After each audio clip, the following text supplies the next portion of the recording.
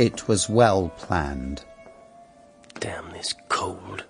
The murderer had dreamed of killing him so many times. Meeting in the kitchen at this hour. Waiting. Seeking justice. Are you here? Monk? Where are you? Make yourself known. I warn you, don't waste my time. It was done. And I, Matthew Shardlake, would go to the dark heart of it.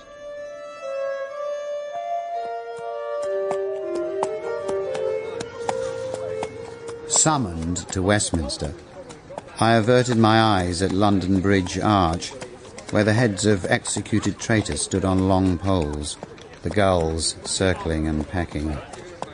I passed rain-bedraggled bands of ex-monks, watching carriers unload wagons of confiscated relics. And I saw a crowd pressed round a hook-beaked bird of red and gold, which cried out, "Death to the Pope! Death to the Bishop of Rome!"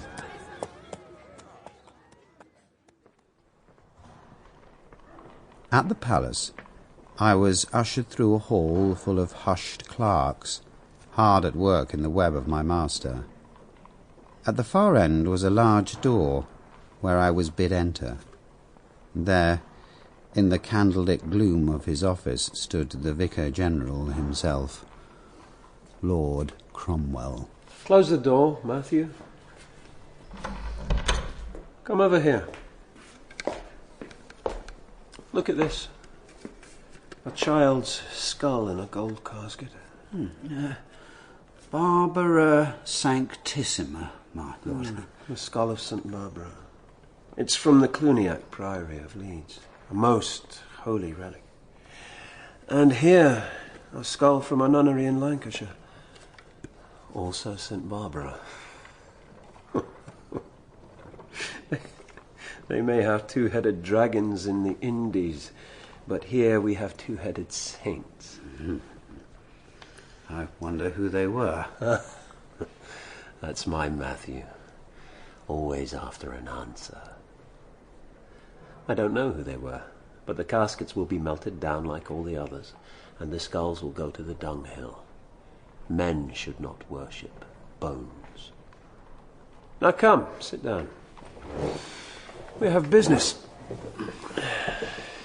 I am worried about you, Matthew. A stab of fear lanced through me, and I felt my heart pound. I had tried to keep my doubts to myself. Surely I had told nobody. Some say you are soft, lacking in fire and godly zeal, perhaps even in loyalty. My lord, I am as against papacy as I have always been. Good. I have a task for you, one suited to your lawyer's talents. The future of reform may depend on it.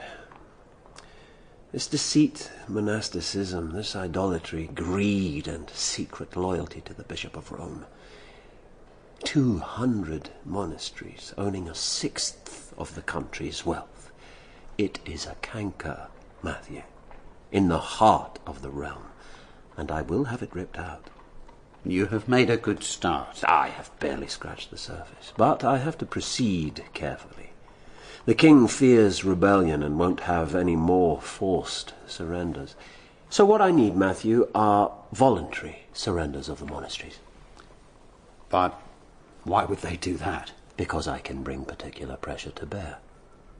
I have persuaded the king to let me pick a dozen houses, and in the last 2 weeks I have sent out chosen men to offer the abbots the alternatives of voluntary surrender, with pensions for all and fat ones for the abbots, or prosecution.